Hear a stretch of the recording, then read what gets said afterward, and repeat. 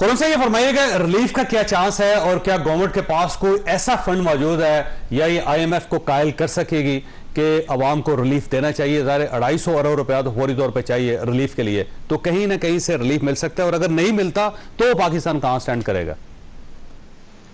जी अस्सलाम वालेकुम, बहुत शुक्रिया जावेद साहब मुझे प्रोग्राम में लेने के लिए। देखिए, दो जो है तरीके हो सकते हैं जिस पे ये केयर टेकर गवर्नमेंट जो है वो मुझे लगता है थोड़ा काम कर सकती है और उससे जो है पॉसिबिलिटीज़ बन सकती हैं। एक तो हमें एक्सपेक्टेशंस अपनी बिल्कुल स्ट्रेट रखनी चाहिए। पहली बात मैं ये कहूँगा, क्योंकि होता ये है कि ये केयर टेकर गवर्नमेंट एक ट्रांजिशन के लिए आई है। हम शायद इससे बहुत ज़्यादा एक्सपेक्ट कर रहे हैं या ये समझ रहे हैं कि इसने ये सब कुछ किया है। पहले तो ये बात क्लियर होनी चाहिए कि ये 30 सालों का जो है ना मेस अब जाके आपको सामने नजर आना शुरू है, पिछले 1.5 सालों में। ये अभी का नहीं है, वो 90। सेकेंडली, जो मैं दो तरीकों की बात कर रहा हूँ, एक ये हो सकता है जो कि सोच भी रही है कि बिल्स को डेफर कर दिया जाए। मिसाल के तौर पे आज अगर किसी का 25,000 का बिल है, 10,000 का बिल है, तो उसे जो है 3 हिस्सों में 4 हिस्सों में तोड़ दिया जाए और वो आहिस्ता आहिस्ता पे कर दे। लेकिन इसमें एक डाउनफॉल ये है कि ऑलरेडी नॉन पेमेंट्स या नॉन रिकवरीज बढ़ रही हैं। अनफॉर्चुनेटली जावेद साहब, होता ये है कि जब प्राइसेस बढ़ती हैं तो चोरियां बढ़ना शुरू हो जाती हैं। हमारा सिस्टम इतना जो है वो तबाह हो चुका है और इसी गवर्नमेंट में इन्वेस्टमेंट की सबसे पहली प्रायोरिटी चाहिए थी। एक तो ये हो सकता है कि बिल्स को डेफर किया जाए थोड़ा, और जो देखिए हर क्वार्टर में ना एडजस्टमेंट होती है, डॉलर आपके ऊपर जा रहा है, इंटरेस्ट रेट्स ऊपर जा रहे हैं, उसकी वजह से भी आपकी प्राइस पर फ्यूल जाता है तो उसकी भी एडजस्टमेंट होती है। देखिए खुरम साहब, इसमें देखिए अगर किस्तों में कर देंगे ना तो अगले महीने भी बिल आना है। आपने इस तरह किया कि इस बार आधा बिल कर दिया, अब जो अगले महीने का आपने उसको भी आधा कर दिया, तो वो दोनों मिलकर फिर बराबर हो गए, और उसके बाद मुसलसल आपने बिल देते चले जाना है, तो रिलीफ तो ना हुआ ना ये? मैं आ रहा हूं उस पर कि ये किस तरह से हो सकता है। मिसाल के तौर पर मैं एक एग्जांपल देता हूं कि आपने 3 महीना डेफर कर दिया या 4 महीना डेफर कर दिया एक बिल को, और जो क्वार्टरली एडजस्टमेंट है उसको भी आपने 2-3 महीने या एक क्वार्टर आगे कर दिया। मैं आपको ये बता दूं कि हम आईएमएफ प्रोग्राम में हैं और आईएमएफ को ऑन बोर्ड लिए बगैर ये भी नहीं होगा। और मुझे जो आपको भी ये पता होगा कि अब आईएमएफ के साथ जो है अभी से बात हो रही है कि किस तरह से रिलीफ दिया जाए। देखिए, एक तो तरीका ये मैं आपको बता रहा हूँ, एक तरीका हो सकता है, आपकी बात बिल्कुल सही है कि वो आगे जाकर और एक्यूमुलेट हो जाएगा, ये तो कोई सस्टेनेबल सोल्यूशन तो नहीं है। तो मैं ये कह रहा हूँ कि ये गवर्नमेंट क्या कर सकती है, उसके अलावा क्या हो सकता है। देखिए, आपको पता है एक बिल के अंदर तकरीबन 40%, कम से कम 40% तो टैक्स है पूरा। उसके अलावा ये चोरी चकारियां 520 अरब रुपए की तो चोरी हुई है, चोरी चकारी हुई है और नॉन रिकवरीज है।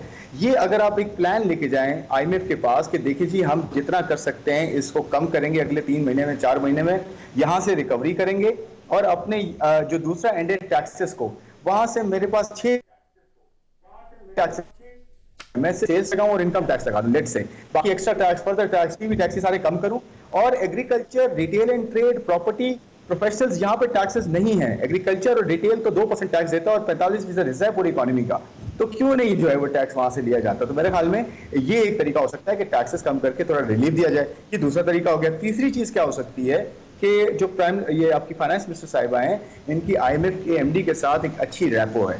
मुझे लगता है ये कि ये उनके साथ डील कर सकेंगी इस चीज पे कि मुझे कहीं ना कहीं से कुछ रिलीफ मिले, क्योंकि आईएमएफ दे सकता है रिलीफ जावेद साहब। उसकी वजह ये है कि आईएमएफ अगर देखिए कल जो उनका बयान था ना सेनेट की फाइनेंस कमेटी के सामने, उसकी वजह से आज स्टॉक एक्सचेंज क्रैश कर गई। अब आप खुद अंदाजा लगाएं कि वहां पे डॉक्टर साहबा ने ये कहा था कि मैं इंटरेस्टेड नहीं थी इस वजारत के लिए और ये तो मुझे दे दी गई और मुझे ये कबूल करनी पड़ गई। एक तो उन्होंने ये कहा। दूसरा उन्होंने कहा कि कोई रिलीफ नहीं मिल सकता, ना बिजली में मिल सकता है, ना पेट्रोल में मिल सकता है, और कोई आप फौरी तौर पे ये महसूस ना करें कि कहीं ना कहीं से कोई हमें को गैबी हाथ मिलेगा, तो वो भी उन्होंने इनकार कर दिया। तो उसका रिएक्शन ये आया कि आज डॉलर मजीद ऊपर चला गया और स्टॉक एक्सचेंज क्रैश कर गई। तो मैडम, तो मेरा नहीं ख्याल कि वो अंडरस्टैंड कर रही है चीजों को। मैं आपको बताता हूं, देखें जो क्रैश हुई है ना आज, मार्केट क्रैश तो मैं नहीं कहूंगा, जो बहुत एक डिक्लाइन आया मार्केट में, उसकी एक बड़ी वजह यह है जावेद साहब कि इंटरेस्ट रेट के बढ़ने की बात हो रही है 2 से 3%। उसका एक बहुत बड़ा इंपैक्ट होता है स्टॉक मार्केट पे भी, और आपको पता है इन्वेस्टमेंट्स पे और कंपनीज के जो है ना वो ग्रोथ पे और हर चीज पे। तो एक वो बड़ा फैक्टर है जिसकी वजह से स्टॉक मार्केट गिरी है, और डेफिनेटली डॉलर का सबसे बड़ा इंपैक्ट है। मैं लास्ट पॉइंट ऐड करूंगा कि मैंने पहले कहा बिल्स को थोड़ा एक्सटेंड किया जा सकता है, थोड़ा सा टैक्सेस को कम किया जा सकता है, ये शॉर्ट टर्म है। लेकिन अगर आप आईएमएफ के पास जाएंगे ना ये चीज लेके कि मैं लॉसेस को कम करेंगे, हम हमारे ये प्लान है, हम यहाँ पे ऑल्टरनेट टैक्स लगा के आपका टैक्स पूरा करके देंगे। आईएमएफ ये नहीं कहता कि गरीबों को ही टैक्स लगाए। आईएमएफ ये कहता है कि आप बिजली जितने की बनाते हैं उतनी की बेचें, क्योंकि हम बहुत ज्यादा की बेच रहे हैं। दूसरा वो ये कहता है कि टैक्सेस को आप इकट्ठा करें ताकि मेरे पैसे भी वापस दे सकें, अपने आप को भी ठीक करें और वहां से टैक्स लगाएं जहाँ टैक्स नहीं लगा हुआ। तो मैं तो आपको ये ऑल्टरनेट देता हूँ कि ये बात की जा सकती है IMF के साथ, जिसकी बेसिस पे ये काम हो सकता है, शॉर्ट टर्म में एक रिलीफ आ सकता है।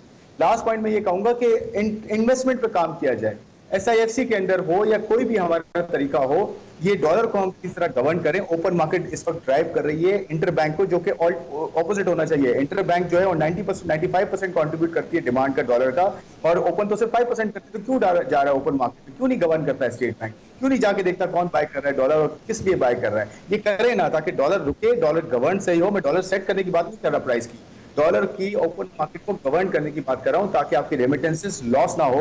रेमिटेंसेस पिछले महीने गिर गई हैं, अगर यहाँ रेट बढ़ा रहा तो रेमिटेंसेस ओपन मार्केट में आती रहेंगी और सारा का सारा इंटरबैंक फॉर्मल चैनल आपका फिर हाथ धो बैठेगा एक्सपोर्ट से और रेमिटेंसेस से। तो मैं आपको सोल्यूशन बता रहा हूँ कि क्या किया जा सकता है रोडों पे आने से। अच्छा, मैं वापस आऊंगा आपकी तरफ। राशिद, आपके पास कुछ सोल्यूशन है जो आप गवर्नमेंट को देंगे कि ये कर लें 1 2 3 4, इससे फौरी तौर पर ये आग जो है बुझ जाएगी? अच्छा, एक तो मैं जरा साहब आपका एक पॉइंट बड़ा इंपॉर्टेंट है इसमें, उस पर थोड़ा सा एक कमेंट करना चाहूंगा। एक तो आपने कहा ना कि ये जो वापडा एम्प्लॉयज हैं या जो भी रेलेवेंट आपके स्टेक होल्डर्स हैं जिनको जो है वो यूनिट्स मिलते हैं, तकरीबन कोई 350 मिलियन यूनिट्स हैं पूरे साल के, और वो तकरीबन कोई 16 अरब रुपए के करीब कोई अमाउंट बनती है रफली। तो देखें, ये भी एक शॉर्ट टर्म सोल्यूशन तो हो सकता है, लेकिन इसमें सिंबॉलिज्म बहुत ज्यादा है, सिंबॉलिक बहुत ज्यादा है। एक मैसेज देने वाली बात है कि आवाम ये सोचती है कि ऑप्टिक्स ये, लेकिन होना चाहिए, ये पता ये चलना चाहिए कि अगर हमें तकलीफ हो रही है तो गवर्नमेंट ऑफिसर्स को भी तकलीफ हो रही है। ये नहीं हो रहा कि सिर्फ हम जल रहे हैं।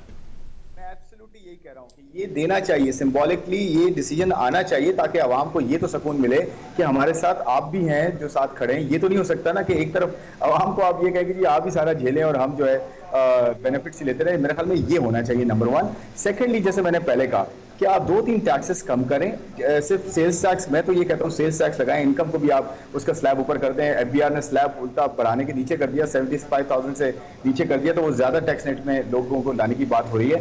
तो बात यह है कि 70 जो आपके जो टैक्सेस हैं 40%, उसका तकरीबन 20 से 25% हिस्सा कम किया जा सकता है, जो कि एक छोटा रिलीफ मिल सकता है। और उस टैक्सेस का एक प्लान बनाया जाए। मैं बार बार कह रहा हूँ, ये बिजनेस एज यूजुअल नहीं है। फाइनेंस मिनिस्टर साहिबा की रैपो बहुत अच्छी है MD IMF के साथ, वो जा सकती हैं, बात कर सकती हैं कि थोड़ा सा आउट ऑफ बॉक्स सिचुएशन हमारे लिए हो गई है, तो काइंडली इसको इस तरह से लेके चलते हैं। वो सुनेगा IMF, आपको 24 प्रोग्राम दे सकता है, वो सुनेगा आपकी बात। अगर देना होता तो वो ट्रांजिशन फेज में आपको कभी नहीं देता IMF प्रोग्राम, कहता है मैं नहीं आपके साथ बात करूंगा, तो वो सुनेगा जाके उसको, लेकिन प्लान टैक्स कम करें। मैं आपका भी मशहूर हूँ राना साहब, आपका भी मशहूर हूँ खासा। यहाँ पे मैंने ब्रेक लेनी है, ब्रेक के बाद दूसरे 2 मेहमानों के साथ हम दोबारा हाजिर होंगे। आपके पास कुछ सोल्यूशन है जो आप गवर्नमेंट को देंगे कि ये कर लें 1 2 3 4, इससे फौरी तौर पर ये आग जो है बुझ जाएगी?